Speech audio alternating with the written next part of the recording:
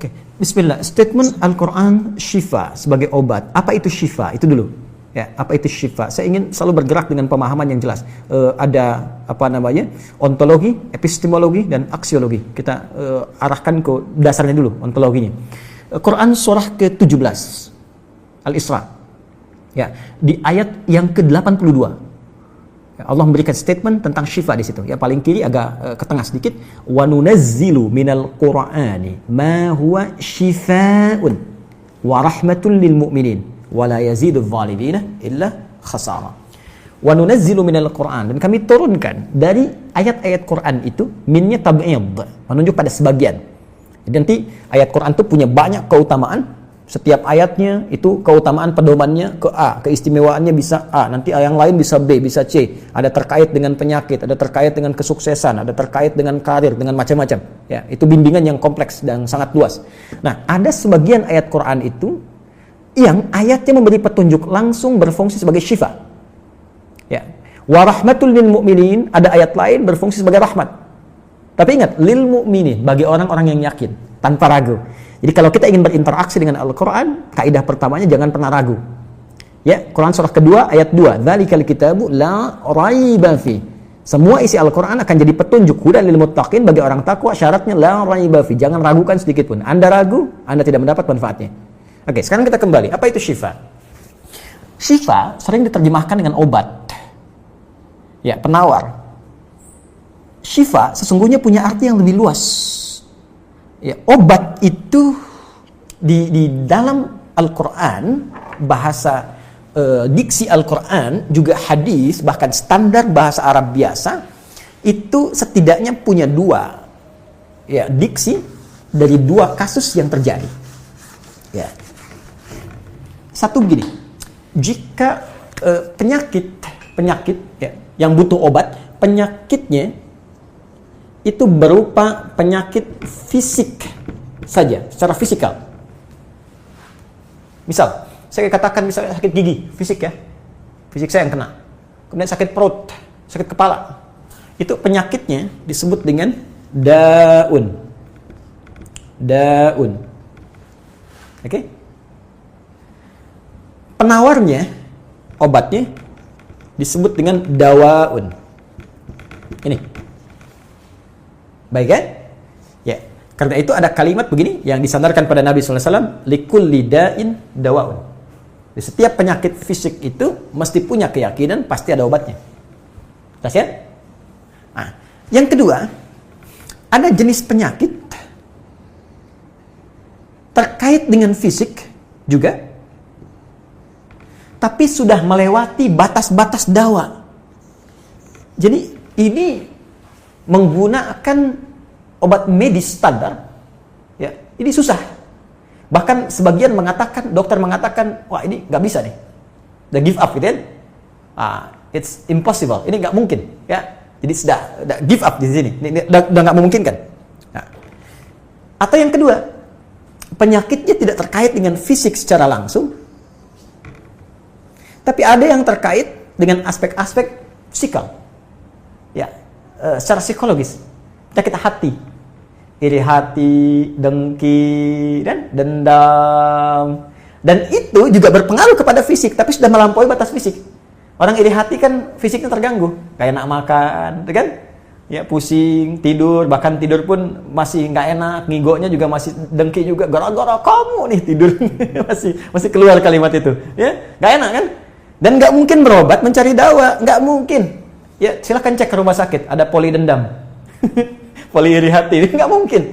Ya, yang ada poli gigi, poli mata, kan? Ya, poli iri hati, poli dendam, nggak ada, poligami nggak ada di rumah sakit. Anda nggak mungkin menemukan itu. Ya, nah, maka penyakit yang lebih lekat kepada aspek non fisik itu seringkali diistilahkan oleh Al-Quran dengan kata marad namanya, maradun. Ya, penyakit hati. Karena itu ketika Allah menyifati orang munafik yang hatinya bermasalah, Allah tidak menyebutkan kata daun, tapi menyebutkan kata marad. Silahkan cek di Quran surah kedua Al-Baqarah ayat 10. Fi qulubihim marad. Ya, di dalam hati mereka ada penyakit. Hati yang di sini bukan hati fisik ya. Ya, tapi sumber kehidupan kita. yang ditetapkan oleh roh. Nanti ketika fisik itu mulai sempurna selama 4 bulan jadi mudghah. Jadi kan ada 3 tahapan seperti kita ketahui, ya. Dari mulai di Al-Arba'in, kalau kita baca Al-Arba'in, Al-Imam An-Nawawi, hadis nomor yang keempat, ya, Abdullah bin Mas'ud radhiyallahu ta'ala anhu qala qala Rasulullah SAW huwa as-sadiqul masduq inna ahadakum yujma'u fi batni ummihi 40 yawman nutfah. 40 hari pertama, ya, itu baru berbentuk penyatuan, perpaduan antara spermatozoa dengan ovum, thumma yakunu alaihi 'alaqah, kemudian misla dzalika 'alaqah 40 hari kedua berbentuk zigot yang telah menempel di dinding rahim, thumma yakunu misla dzalika mudghah, 40 hari ketiga berbentuk mudghah, daging keratan. Bahkan sudah jadi bahasa sekarang, ya, di masa kan bahasan janin, ya, di kurikulum kedokteran saya lihat redaksinya sama, mudghah, ya. Nah, dalam fase ini kemudian ditiupkan roh, ya, wa yursalu alaihimul malak, alaihil malak, dan diutus malaikat, wa yu'maru bi katbi arba'in, dan diperintahkan menetapkan 4 hal. Nah, saat ditiupkan roh ini, itu terjadi kemudian penyatuan antara fisik dengan roh. Itu ada di Quran surah ke-15, ya, ayat ke-28. Ya, wa idz qala rabbuka lil malaikati inni khaliqun basyaran min salsalin min hama'in masnun fa idza sawaituhu wa nafakhtu fihi min ruhi. Jadi roh masuk ke dalam jasad seseorang, ya, ke dalam fisik seseorang. Ketika sudah masuk, dia bisa bernafas, kan? Ada kehidupan, unsur kehidupan. Karena itu nafas terambil dari bahasa Al-Qur'an. Jadi begitu kemudian sudah masuk roh ke dalam jiwa, menjadi nafas namanya, berubah dari roh jadi nafas. Ya, maka dia membawa 2 potensi. Ya, ada fujur, ada takwa. Di Quran surah 91 ayat 7 sampai 10. Wa nafsi wa ma sawwaha fa alhamaha fujuraha wa taqwaha. Jelas, ya? Maka wa nafsi wa ma sawwaha, jika roh sudah masuk ke dalam jiwa jadi nafas, dan disitulah manusia bisa bernafas. Tapi jangan lupa dia membawa 2 potensi. Ada potensi kebaikan, takwa, ada katalis kebaikan. Saya tidak mengatakan yang buruk. Itu katalisnya. Jadi lawannya langsung. Yaitu jujur lawannya dusta. Ya, marah lawannya sabar. Yang sabar itu takwa, jujur itu takwa. Yang marah, yang sombong, yang bohong, itu namanya fujur, itu katalisnya. Di Allah menciptakan sifat marah bukan ingin membuat Anda pemarah, tapi ingin kemudian memacu supaya yang sabarnya muncul. Sebab kalau nggak ada marah, bagaimana bisa ada sabar? Itu cara membacanya. Nah, di sini terjadi pergolakan. Ya, apa kaitannya dengan ini? Orang-orang yang tidak bisa mengendalikan sifat takwanya dan tidak menjadikan sifat fujurnya sebagai katalis, tapi diikuti menjadi dominan, maka jadi penyakit di hatinya. Itu yang disebutkan dengan marad namanya. Ya, itulah yang memunculkan penyakit riya, pamer, gitu kan? Sum'ah, ingin didengar orang, sombong turunannya, ya, kemudian dendam dan sebagainya. Ini marad. Marad ini dan penyakit yang sudah melewati batas fisik, kalaupun terkait dengan fisik, nggak ada obatnya dari dawa. Yang ada hanya syifa. Maka jika ada orang tertentu yang terkena penyakit fisik yang sudah di luar batas dawa, yang medis misalnya udah nggak bisa nih, ini nggak mungkin, maka beralihlah dari dawa ke syifa.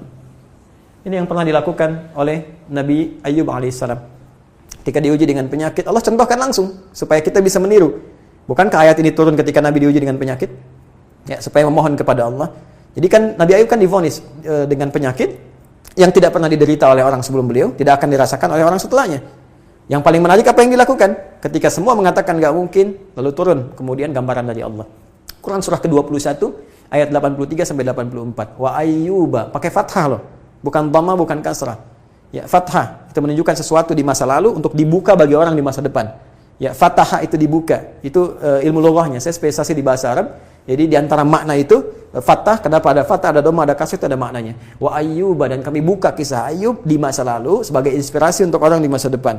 Idnada rabbahu anni masanni yadhurru wa anta arhamur rahimin. Ketika beliau mulai meninggalkan opini manusia dan mulai kembali kepada Allah dengan sangat kuat untuk spesifik memohon kesembuhannya. Ya Allah, penyakit ini sudah mengganggu saya. Untuk ibadah, itu poinnya. Untuk ibadah. Jadi ternyata kalau ingin disembuhkan dengan cepat, arahkan kesembuhan itu untuk niat kita beribadah. Kalau cuma pengen sembuh saja, jangankan Anda yang belum beriman pun kalau sakit pengen sembuh. Terus Anda tujuannya apa dari kesembuhan itu?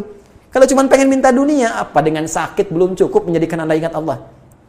Maka arahkan permohonan itu untuk kesembuhan supaya punya niat ibadah. Ya Allah, saya pengen sholat lagi. Ya Allah, saya pengen ke masjid lagi, pengen tahajud lagi. Mohon ya Allah, penyakit ini sudah mengganggu saya tahajud, saya pengen sholat lagi. Wa anta arhamur rahimin, sedangkan Engkau yang paling sayang kepada saya. Kalau yang Maha Penyayang saja tidak menyembuhkan saya, kepada siapa lagi saya mesti memohon? Nah, tahu apa yang terjadi? Begitu kalimat itu muncul dengan penuh kekuatan, keyakinan, visi yang benar, memanggil Allah dengan panggilan yang sangat halus, lembut, ya, terasa ke dalam jiwa, Maka jawabannya tidak menunggu lama. Fastajabna lahu fakashafna ma bi min dhurrin wa atainahu ahlahu mithlahu ma'ahum rahmatan min indina wa dzikra lil 'abidin. Lihat ujung ayatnya. Kami langsung sembuhkan penyakitnya. Kami singkapkan semua rasa sakitnya. Kami kembalikan semua yang dia rasakan rugi. Biaya obatnya diganti dengan rezeki yang lain, kesulitannya dihilangkan, datangkan dengan yang lebih baik. Dan yang paling dahsyat lihat ujung ayatnya. Wa dzikra lil 'abidin. Kami jadikan inspirasi, pengingat bagi hamba-hamba Allah yang soleh, yang diuji dengan penyakit yang serupa, maka amalkan amalan Ayub untuk mencari syifa. Ya, maka ini ikhtiarnya. Termasuk syifa, bisa mengobati penyakit hati. Nah, lalu sekarang apa terapannya? Karena disebutkan ada ayat-ayat Quran berfokus sebagai syifa. Ya, ini yang digunakan sebagai zikir diantaranya. Apa itu? Tadi saya sampaikan Al-Fatihah. Ya, itu lengkap. Al-Fatihah itu disebut syafiyah. Surah syafiyah, surat penyembuh. Silakan Anda buka semua kitab tafsir. Di antara fadilah surah Al-Fatihah, kisah pertamanya adalah kisah seorang kepala suku di Arab yang digigit kalajengking. Bayangkan, kalajengking Arab pada saat itu. Ya, dan sudah kena racun dan sulit, orang semua sudah give up, ini nggak mungkin. Ya, apa yang terjadi? Ditemukan sahabat Nabi, secara singkat diketahui, ditanya ada yang bisa menyembuhkan, mereka berkata Allah yang menyembuhkan, tapi kami bisa berikhtiar. Dipanggil mereka, dibacakan Al-Fatihah sekali bacaan, tanpa diulang-ulang, tanpa pakai alat-alat tertentu, tiba-tiba syufia disembuhkan sampai diberikan hadiah berupa beberapa kambing. Tapi mereka, mohon maaf izin, Ibu Rektor dan sebagainya, mereka khawatir jadi gratifikasi. Dibawalah kambing itu kepada Nabi, disampaikan, boleh nggak makan dari sini? Jawab Nabinya apa? Dari mana kalian tahu kalau surat itu bisa berfungsi menyembuhkan? Al-Fatihah. Tapi gimana cara baca Al-Fatihahnya? Karena dulu orang sekali baca sembuh, sekarang orang 1000 kali malah nambah penyakit. Apa yang salah? Nah, berarti nanti ada terapan lagi ilmu yang lain, kan? Nanti ada surah ke-26, Asy-Syu'ara ayat 80 itu zikirnya Nabi Ibrahim. Biasanya saya praktekkan ini, ya termasuk dengan kawan-kawan, saya suka sampaikan kalau ada yang dirasa-rasa sambil dipegang, sambil kembalikan kepada Allah, baca wa idza maridtu fahuwa yashfin. Kalau saya sakit pasti Allah sembuhkan, nggak mungkin dititipi penyakit kalau nggak ada hikmah di balik itu. Bisa pernah saya amalkan saat diundang saya ke Kalimantan untuk ceramah, tiba-tiba ceramahnya ba'da maghrib, sore hilang suara. Hilang. Sama sekali nggak ada. Ya begitu salat, ya kita sama amalkan tadi dengan penuh keyakinan, minta ikhtiar juga pakai fresh care gini, tapi kita minta ya Allah, ya wa idza maridtu fahuwa yashfin, kalau saya sakit pasti Allah sembuhkan. Enggak mungkin ditugaskan kalau Allah enggak berikan perangkatnya, pasti diberikan. Nah, tahu apa yang terjadi? Begitu ngimamin maghrib, suara keluar. Serak-serak basah. Begitu tausiah keluar sempurna. Ba'da isya nyambung keluar sempurna. Habis ceramah hilang lagi suara. Hilang lagi suaranya. Supaya disuruh istirahat, gak banyak nanya orang gitu kan. Tapi itu menarik.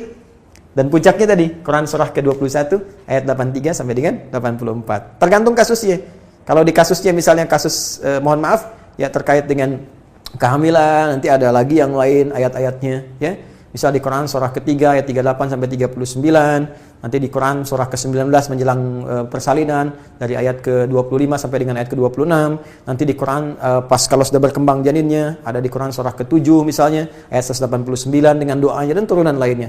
Bahkan bisa diamati teman-teman yang di SPOG misalnya, atau di kebidanan, ada nanti ayat-ayat spesifik, Quran surah ke-22 ayat yang kelima, ya ada di Quran surah ke-23 Al-Mu'minunnya, ya ayat 11 sampai 13 itu lengkap sekali. Kita bisa gali sampai ke situ. Itu yang kita maksudkan syifa. Jadi keluarkan ayat-ayatnya, tapi bukan sekedar dibaca, dalami isinya. Sehingga paham apa yang harus dilakukan. Karena di sini nanti ada konsep ikhtiar juga. Ikhtiarnya bagaimana, ya secara medisnya seperti apa, dan pertolongan kepada Allahnya bagaimana. Terakhir Nabi pernah datangi seseorang, dia minta disembuhkan, ya Allah, ya Rasulullah, si fulan sakit, tolong sembuhkan. Kata Nabi, idhab ila tabib, pergi ke dokter. Kata orang ini, Anda kan Nabi, tinggal berdoa disembuhkan. Jawab Nabi sangat elegan. Pertanyaan orang ini bagus, Anda Nabi, berdoa dikabulkan, pasti. Tapi jawab Nabi sungguh elegan. Kata Nabi, kesembuhan itu dititipkan di tangan para dokter. Jadi Nabi ingin memberikan satu isyarat, Anda tetap ikhtiar. Karena tidak selamanya Nabi akan hidup. Ya, karena itu dokter-dokter mesti belajar. Saya menambahkan dokter-dokter yang bisa belajar dari Quran juga. Saya mengharapkan nanti ada dokter mata yang hafal, ya, misalnya ayat-ayat tentang doa, ayat tentang mata, ya, riset tentang ayat-ayat mata, hadis-hadisnya apa, sehingga Anda bisa menerapkan resep-resep yang indah. Ya, waduh, kenapa nih dok, mata saya nih nggak bisa dikontrol nih, sakit. Kenapa? Saya kalau ngelihat tetangga beli kulkas sakit, kan nggak bisa dikasih obat tuh ya. Anda bisa kasih resep Quran surat sekian, ayat sekian, sekian. Nah, itu yang banyak kejadian sekarang. Ya, orang matanya sehat tapi tidak bisa membedakan mana milik dia, mana milik orang lain. Demikian juga dengan yang lainnya. Itulah syifa. Wallahu ta'ala a'lam bishawab.